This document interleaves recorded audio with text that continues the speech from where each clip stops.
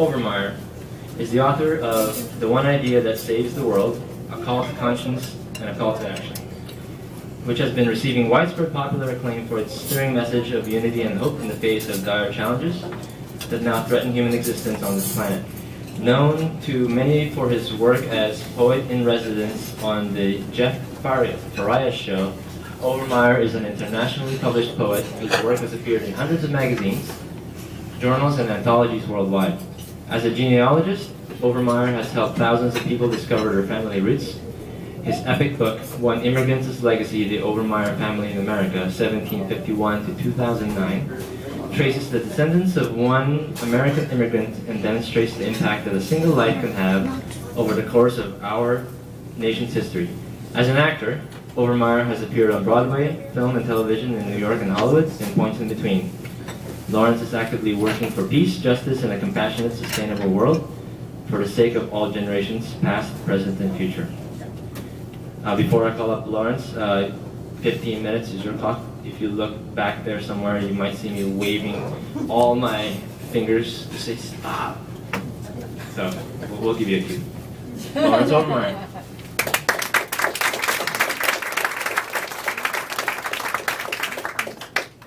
Thank you very much. I'm going to have to race through this now. Okay. I'm glad that I'm going first because, you know what, once I get through this, I can sit back and relax and enjoy everybody else. So I'm looking forward to getting through this. This is a really cool event. I'm really impressed by this. It's not often that you find yourself in the company of people who love books and learning and new ideas. So I'm honored to be here. Essentially, I'm a poet. And I also do a lot of work as a genealogist.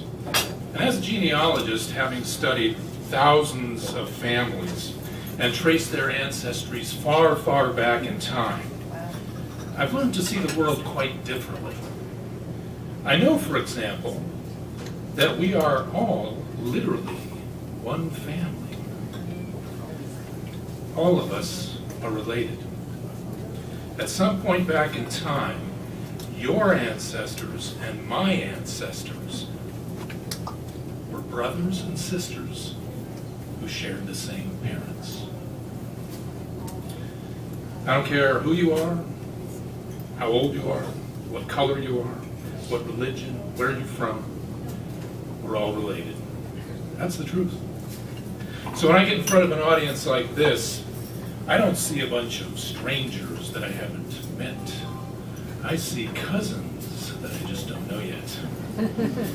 I also know that I'm privileged to be standing here with you at this unique moment in time. This will never happen again. In 100 years, none of us will be here. All of this will disappear like a dream. And that's one of the main reasons I love books. To learn about other people, other places, other times. And that brings me to my latest book, The One Idea That Saves the World, A Call to Conscience and a Call to Action. People often ask me why I wrote this book. Well, I've been very disturbed by what I see happening in this country and the world. Humanity seems to be regressing, not progressing. People are attacking one another over race, religion, class, and culture. Hate and ignorance are becoming fashionable. Good faith, reason, education, and science are all being maligned. Selfishness and greed are being promoted over human decency and the common good. So I ask myself, is there one idea that can bring us all together, despite our differences, to do what is necessary and right to save ourselves and the planet? Well, I think there is an idea, and that's what my book is all about. It's really a blueprint for a healthy and peaceful world. Anyone who's paying attention knows that we are in the midst of social, political, spiritual, economic, and environmental upheaval. The issues that lie in front of us are daunting and disturbing. So where does our hope lie? Well, I want you to take a look around you. Go ahead, take a look. Don't be afraid. Don't be afraid to make eye contact. Take a really good look there. This is where our hope lies. In each individual human being. In the essential goodness of one another. In our common humanity. But guess what? The person that you need to worry about isn't any of them.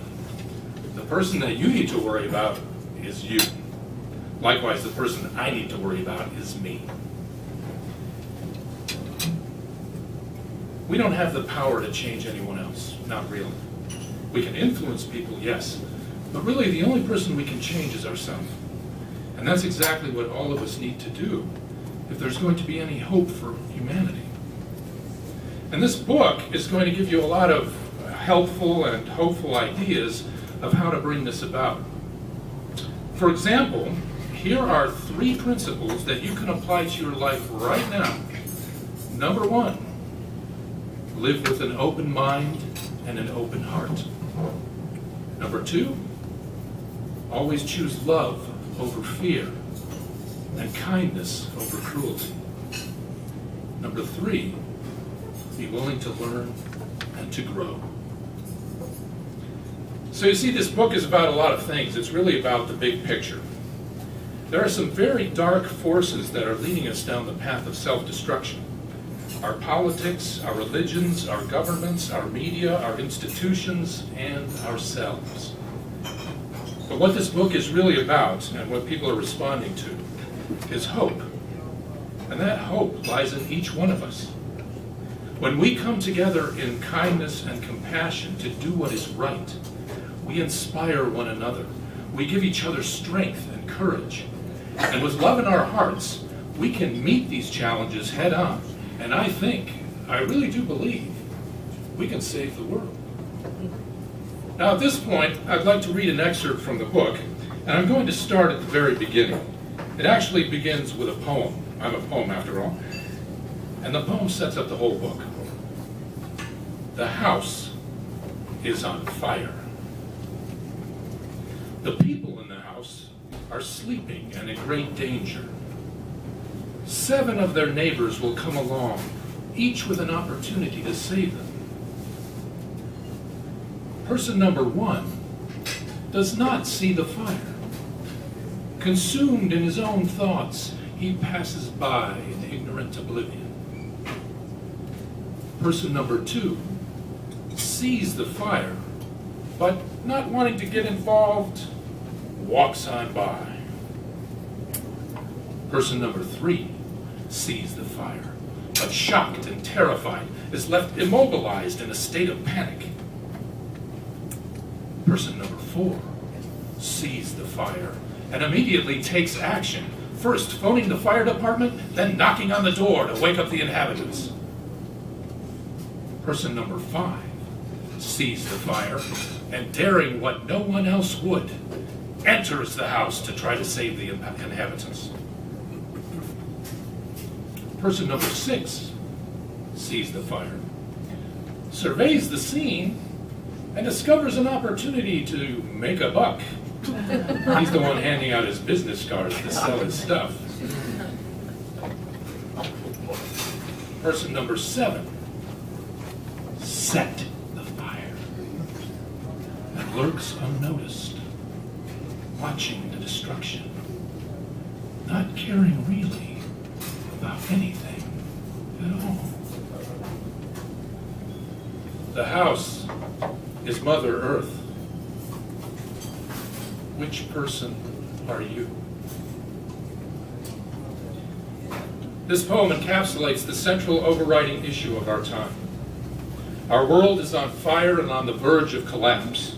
What are each of us willing to do about it? How do we galvanize people to do what is necessary and right? The house is your house. The people trapped inside are your children and your descendants in times to come. They have no power to avert the disaster that awaits them. By the time they are born, it will be too late. Only we can save them. It's time for all of us to wake up. Yet in American culture, in our politics, We've been cynically divided into the red team and the blue team. We're all playing football against one another and betting on horse races in the news, but we're not really talking to one another. And most importantly, we are not addressing the dire issues that threaten to destroy human civilization. Too few people are paying attention to the fact that our house is on fire. Even fewer are working hard to douse the flames. Most people are the ones, twos, and threes in my poem, not paying much attention or ignoring the situation. I want to encourage all of you to become the fours and fives, the real heroes who take action every day to make this world a better place. Now you're probably asking yourselves, okay, so what is it already, the one idea that saves the world? You already know what it is. We all know what it is. It's a very, very old idea, and it's so simple. It's an idea that is part of every major religion, and it is acknowledged by atheists and agnostics as well, because within this idea, you can find the moral center of the universe, the ethical guideline for living, whether you believe in a God or not. You might say it is the place where science and religion intersect and truly find compatibility. I would also submit to you that living this idea, making it a part of our everyday consciousness, is the fundamental shift that we as a species must make. There can be no real change without it. Without it, ultimately, we will destroy all that is best about ourselves and our beautiful planet. Are you ready? Here it is, the one idea. We are one. That's it. That's the one idea.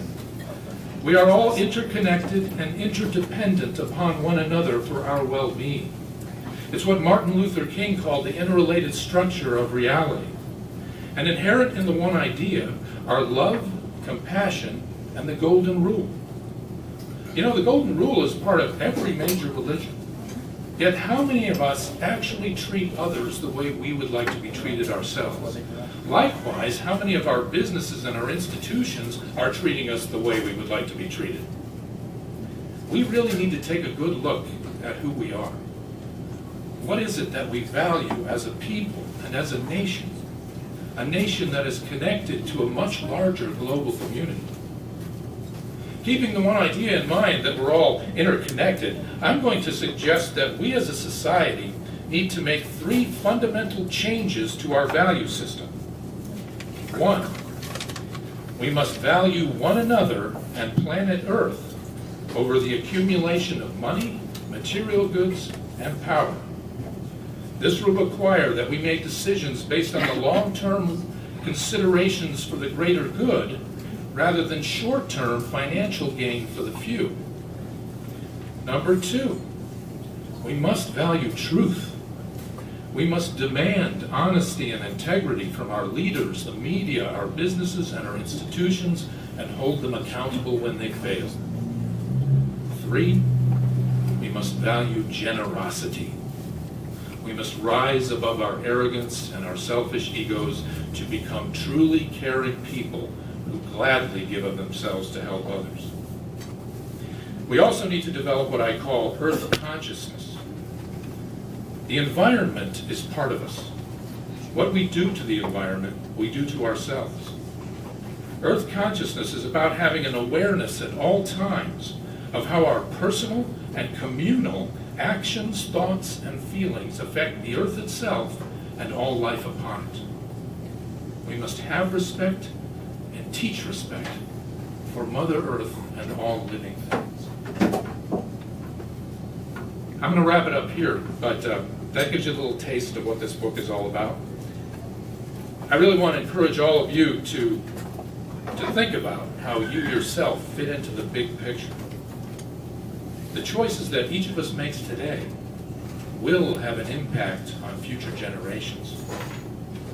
How can each of us contribute to making this world a better place? And if we don't, who will?